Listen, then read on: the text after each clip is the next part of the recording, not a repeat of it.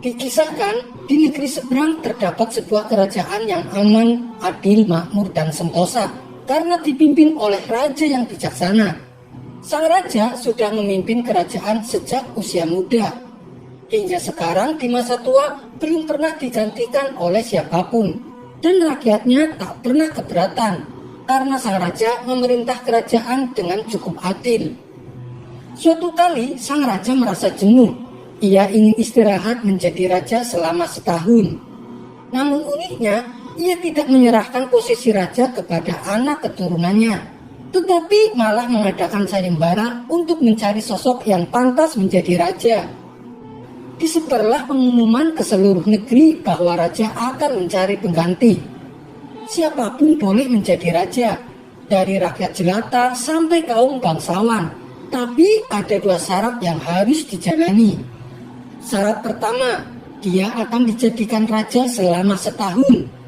Syarat kedua, setelah menjadi raja selama setahun, maka ia harus diasingkan di sebuah hutan belantara yang dihuni oleh ribuan binatang buas. Syarat pertama tentu saja bukan masalah besar, justru merupakan suatu keberuntungan. Siapa sih yang tidak mau menjadi raja dengan segala kekuasaan dan kemewahan yang akan didapatkan? Namun syarat yang kedua membuat orang-orang yang berhasrat menjadi raja akan berpikir dua kali. Karena semua orang tahu seperti apa hutan belantara, hutan rimba yang liar yang penuh dengan binatang buas. Siapapun yang dibuang ke sana sama saja dengan bunuh diri. Dan karena itulah sayembara tersebut belum ada yang berani mengajukan diri menjadi raja. Akhirnya suatu hari datang seorang pemuda yang menyatakan kesanggupannya menjadi raja dan menerima dua syarat tersebut.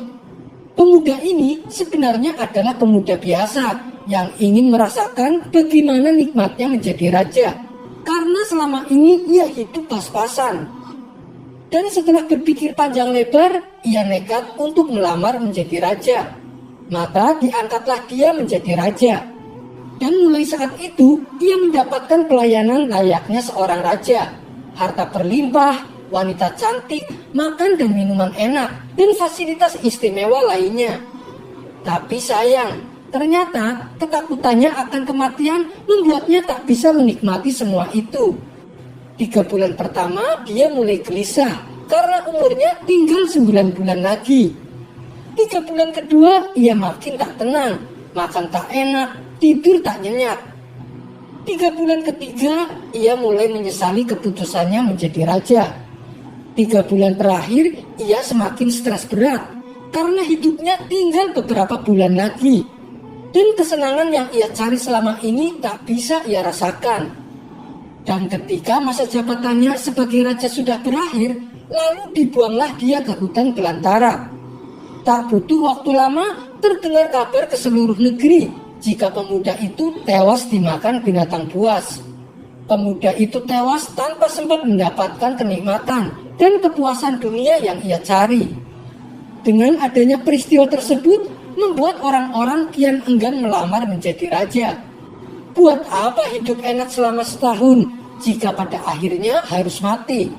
Tapi ternyata masih saja ada pemuda lain yang ingin melamar menjadi raja. Maka diangkatlah pemuda kedua ini menjadi seorang raja. 3 bulan pertama menjadi raja, ia puas-puaskan berpesta karena sadar hidupnya tak akan lama lagi. 3 bulan kedua dan berikutnya, hari-harinya ia habiskan dengan foya-foya dan pesta pora. Bulan berganti bulan, pestanya makin gila-gilaan. Ia sudah tak peduli lagi pada apapun. Ia hanya ingin bersenang-senang sebelum mati. Setelah jabatannya sebagai raja berakhir, lalu dibuanglah ke hutan belantara. Tidak berapa lama terdengar kabar bahwa dia tewas diterkam singa. Tubuhnya dicapik-capik dan jadi rebutan makanan para singa. Pemuda kedua ini masih mending daripada pemuda yang pertama. Setidaknya ia mendapatkan kenikmatan dan kepuasan dunia sebelum dia mati. 2 pemuda yang tewas ini membuat banyak orang melupakan mimpinya menjadi raja. Mereka masih penasaran, apakah masih ada orang yang cukup bodoh untuk melamar menjadi raja. Suatu hari, Abu Nawas melancong ke negeri tersebut. Tujuannya adalah menemui sahabat lamanya yang kebetulan merupakan penduduk negeri itu. Sesampainya di sana, dengan penuh kehangatan Abu Nawas disambutnya. Mereka berdua saling melepas tangan satu sama lain. Di sela-sela obrolannya, Abu Nawas merasa iba dengan kondisi sahabatnya itu. Ia kini hidup miskin, tinggal di gubuk kecil reot hanya seorang diri. "Mana istrimu?" tanya Abu Nawas. "Semenjak aku jatuh miskin, ia pergi meninggalkanku," jawab sahabatnya. "Ya sudah, yang sabar ya. Yang penting kamu jangan tinggalkan sholat dan jangan lupa berdoa kepada Allah agar Allah membukakan pintu rizki untukmu," tutur Abu Nawas. "Alhamdulillah, aku tidak pernah tinggal sholat. Bahkan aku sekarang rajin berpuasa sunnah," balas sahabatnya. "Oh iya, ngomong-ngomong, mana nih makanannya? Dari tadi kenapa belum keluar?" celetuk Abu Nawas. "Maaf Abu Nawas, aku sudah tidak punya apa-apa. Aku sendiri kadang sehari makan, kadang tidak," ujar sahabatnya. Mendengar hal itu, membuat hati Abu Nawas semakin terenyuh. "Kenapa tidak mencari kerja? Upahnya kan bisa untuk beli makanan," tanya Abu Nawas. "Setiap hari aku keluar untuk cari pekerjaan, tapi belum juga aku dapatkan. Mungkin belum rezeki saya," jawab sahabatnya. "Kalau mau nekat sih sebenarnya aku bisa.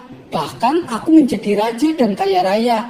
Tapi itu hanya sementara. Setelah itu aku mati diterkam binatang buas di hutan belantara," kata sahabatnya melanjutkan. "Maksudmu bagaimana?" tanya Abu Nawas heran. Kemudian sahabatnya itu memberitahu tentang sayembara yang diadakan rajanya. Mendengar sayembara tersebut, Abu Nawas terdiam sejenak. Tiba-tiba terlintas di benak Abu Nawas sebuah ide yang cemerlang. "Kamu ingin hidup kaya? Aku akan membantumu. Sekarang juga antarkan aku ke hadapan rajamu. Aku mau mendaftar menjadi raja," ucap Abu Nawas. "Kamu gila ya? Jangan Abu Nawas, itu sama saja bunuh diri," cegah sahabatnya. "Sudahlah, turuti saja perkataanku," timpal Abu Nawas. Maka diantarlah Abu Nawas ke istana untuk menemui sang raja. "Ada perlu apa kalian datang kemari?" tanya sang raja. "Maaf Tuan Raja, saya Abu Nawas dari negeri seberang ingin mendaftar menjadi raja. Itu pun kalau Tuan Raja mengizinkan," ucap Abu Nawas. "Oh, tentu saja boleh. Siapapun dipersilahkan menjadi raja. Tapi ada 2 syarat yang harus dijalani," ujar sang raja. "Saya siap Paduka Yang Mulia, tapi saya minta satu permintaan. Izinkan sahabatku ini menjadi pengawal pribadi saya," kata Abu Nawas sambil menunjuk sahabatnya yang berdiri di sampingnya. "Oh, silahkan saja. Saat kamu menjadi raja setahun, kamu berhak atas segala sesuatunya, termasuk mengatur semua prajurit kerajaan beserta para menterinya. Tapi ketika masamu menjadi raja berakhir, sahabatmu juga harus ikut kamu dibuang ke hutan belantara," timpal sang raja. Sahabat Abu Nawas ini kaget dan sempat menolak dijadikan pengawal pribadinya. Namun akhirnya Abu Nawas berhasil membujuknya. Mendengar ada yang melamar menjadi raja lagi membuat masyarakat penasaran. Sebagian menertawakan kebodohan tersebut, sementara yang lain merasa iba dan kasihan. Abu Nawas pun akhirnya diangkat menjadi raja, dan ia diberi segala kemewahan dan kemudahan, serta fasilitas layaknya seorang raja. Ternyata berbeda dengan 2 pemuda sebelumnya. Abu Nawas tidak berpesta pora dan foya-foya, namun ia membuat beberapa tindakan selama ia menjadi raja. 3 bulan pertama, Abu Nawas memerintah ribuan prajurit untuk membabat habis hutan belantara dan memindahkan semua binatangnya ke tempat lain. Sebagai raja, tentu perintahnya harus dipatuhi. Walhasil setelah 3 bulan berlalu, hutan belantara tempat ia akan dibuang kini menjadi tanah kosong yang siap huni. 3 bulan kedua, Abu Nawas memerintahkan para arsitek membuat istana megah untuk dirinya.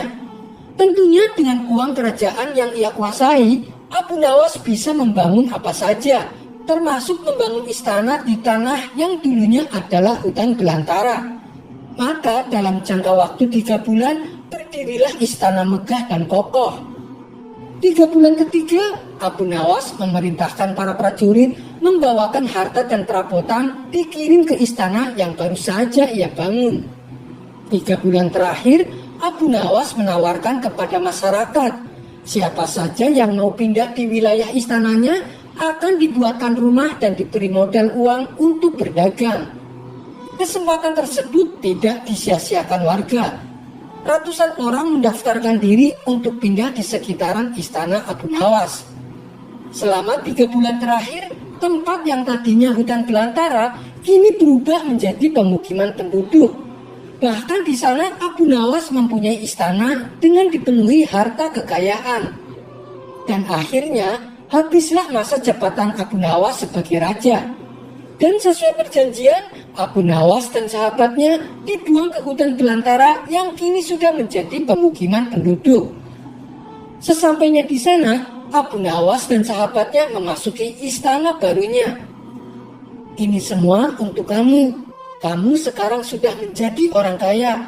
Tapi jangan lupa untuk bersedekah, tutur Abu Nawas. Sahabatnya itu terkejut bukan main. Ia langsung merangkul Abu Nawas dan mengucapkan terima kasih. Akhirnya Abu Nawas pun pamit pulang kembali ke kampung halamannya. Sampai di sini dulu perjumpaan kita. Semoga Anda terhibur. Wassalamualaikum warahmatullahi wabarakatuh.